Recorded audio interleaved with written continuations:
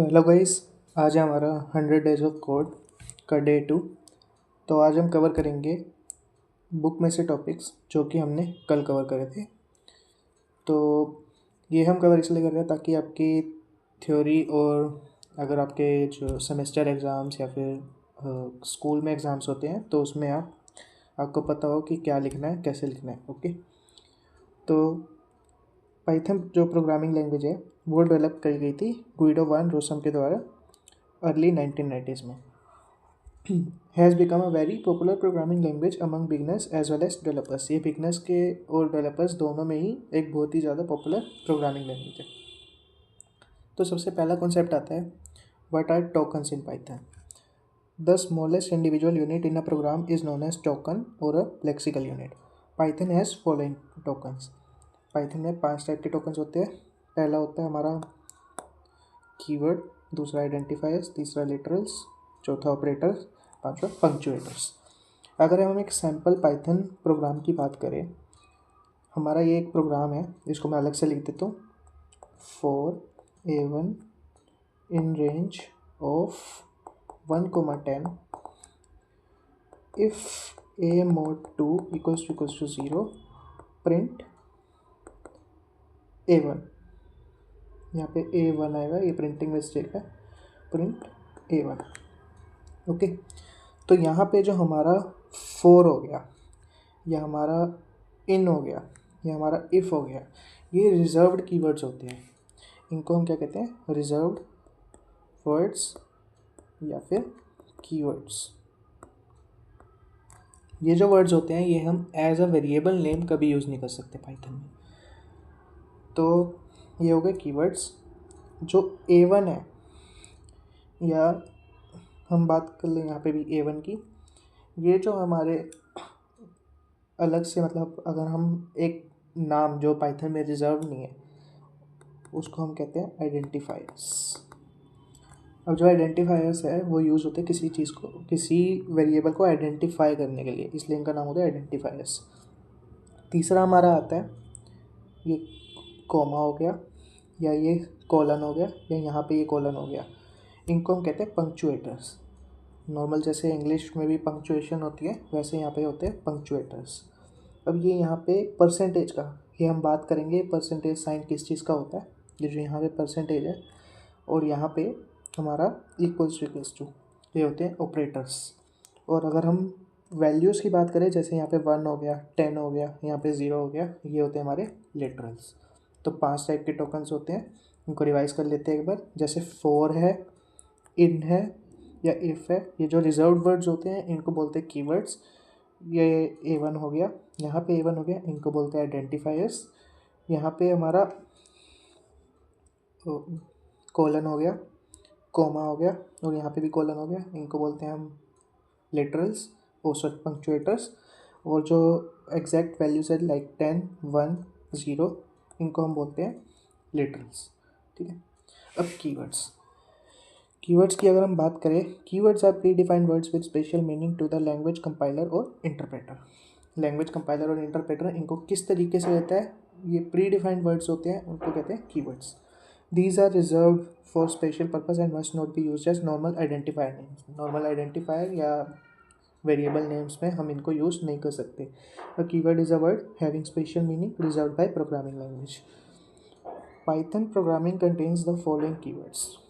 अब इनमें ये कीवर्ड्स होते हैं: false, none, true, and, as, assert, break, class, continue, def, del, elif, else, except, etc. Okay, इन आइडेंटिफायर्स के बारे, इन कीवर्ड्स के बारे में हम डिटेल में आगे बात करेंगे। सेकंड कॉन्सेप्ट आता है हमारा identifiers. Identifiers are the names given to different parts of the program like variables, objects, classes, functions, list, dictionaries and so forth. The name rules for Python identifiers can be summarized as follows. अब हम किसी भी programming language में जब कोई name या variable define करते हैं तो उसके अपने रूल्स होते हैं, हर एक प्रोग्रामिंग लैंग्वेज के हिसाब से अलग रूल्स होते हैं। तो यहाँ पे अगर हम बात करें तो पाइथन में जो रूल्स हैं वो इस हिसाब से होते हैं कि variable names must only be a non keyword with no spaces in between. Non keyword word होना चाहिए, कोई भी स्पेस नहीं होना चाहिए बीच में। मतलब मैं या तो 4 1 लाइक 4 नाम से मैं वेरिएबल डिक्लेयर नहीं कर सकता, या फिर ए और यहाँ पे स्पेस है 1, ये अगर हमारा स्पेस है तो ऐसे मैं वेरिएबल डिक्लेयर नहीं कर सकता। ओके, फिर आता है variable names must be made up of only letters numbers and underscore, या तो लेटर से मिलकर बनना होना चाहिए या नंबर्स या फिर underscore. Variable names can not begin with a number although they contain numbers, number से बिगिन नहीं कर सकते। लाइक मैं 1A, ये हमारा वैलिड आइडेंटिफायर का नेम नहीं है। Python is a case sensitive as it treats upper and lower case character differently. इसका मतलब ये है, अगर मैं एक वेरिएबल क्रिएट कर रहा हूँ a इज इक्वल टू 2, और अगर मैं एक वेरिएबल क्रिएट कर रहा हूँ a इज इक्वल टू 3, तो ये a डिफरेंट ट्रीट करेगा पाइथन, ये a को डिफरेंट ट्रीट करेगा Python. The following are some valid identifiers like my file, my caps में माई फाइल, ये वैलिड आइडेंटिफायर्स है। इनको हम अंडरस्कोर से भी शुरू कर सकते हैं। और इनवैलिड की अगर हम बात करें तो बीच में हाइफन लगा देना, या नंबर से स्टार्ट कर देना, या एक रिजर्व्ड वर्ड को यूज़ कर लेना, या बीच में डॉट से सेपरेट कर देना। ओके, तो ये हमारे इनवैलिड है। अब लिटरल्स और वैल्यूज़ की बात करें, literals are items that have a fixed और constant value. Python allows several kinds of literals which are being given below. अब लिटरल्स क्या होते हैं? कांस्टेंट और फिक्स्ड वैल्यू, मतलब जिनको हम चेंज नहीं कर सकते। स्ट्रिंग लिटरल्स की बात करें, string literal is a sequence of characters surrounding by quotes, single और डबल और triple quotes. String literals can either be single line string और multi line strings. Single line strings मतलब must terminate in one line. The closing quote should be on the same line as the opening quotes. Multi-line strings की अगर हम बात करें, strings spread across multiple lines with singles and double quotes. Each line other than the concluding line has an end character backslash, but with triple quotes no backslash is needed at the end intermediate lines. अगर हम single multi-line strings की बात कर रहे हैं तो यहाँ पे हमें बैक स्लैश यूज़ करना होगा डबल कोट्स के केस में, और ट्रिपल कोट्स के केस में हमें यहाँ पे बैक स्लैश यूज़ नहीं करना होगा। डायरेक्ट अगर हम जो भी लिखेंगे वो मल्टीपल लाइंस में ही जाके प्रिंट होगा। In strings you can include non graphic characters through escape sequences. Escape sequences क्या होते हैं? लाइक अगर मैं बैकस्लैश n यूज़ कर रहा हूँ तो बैकस्लैश n में क्या होगा, ये हमारा एक एस्केप करेक्टर है। लाइक अगर मैं लिख रहा हूँ hello world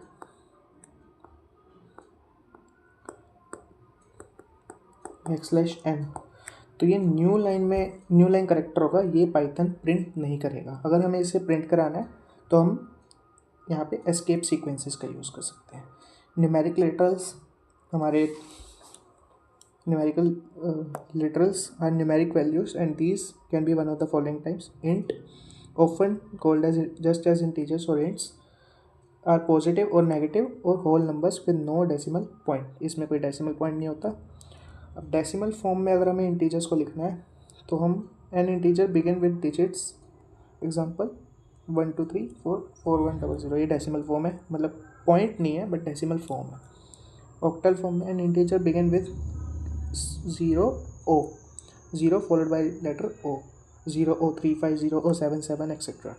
Hexadecimal form, an integer beginning with 0x 0 followed by letter x, ये होते हैं हमारे हेक्साडेसिमल फॉर्म। ओके, अब आता है floating point literals. Floating point literals are real literals. Floats represents real numbers and are written with a decimal point dividing the integer and fractional parts are numbers having functional parts. Like अगर हम 13.0 लिख रहे हैं, ये हमारा एक floating point number है। 75.7 लिख रहे हैं, ये हमारा एक फ्लोटिंग पॉइंट नंबर है। Complex numbers are of the form a+b। अब हमने 11th क्लास में जिनने कॉम्प्लेक्स नंबर पढ़ा है वहाँ पे हमें पता है a+b आयोटा या a+i/b, इस फॉर्म में हमारा लिटरल होता है, वो कॉम्प्लेक्स नंबर होता है।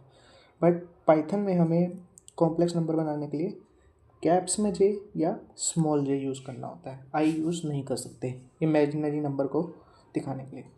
अगले आते हैं Boolean literals. A Boolean literal in Python is used to represent one of the two Boolean values, true और false, या तो true या false. Special literal name जो होता है हमारा none, मतलब कोई भी वैल्यू असाइन नहीं है किसी वेरिएबल को, ये होता है हमारा special literal name, sorry none.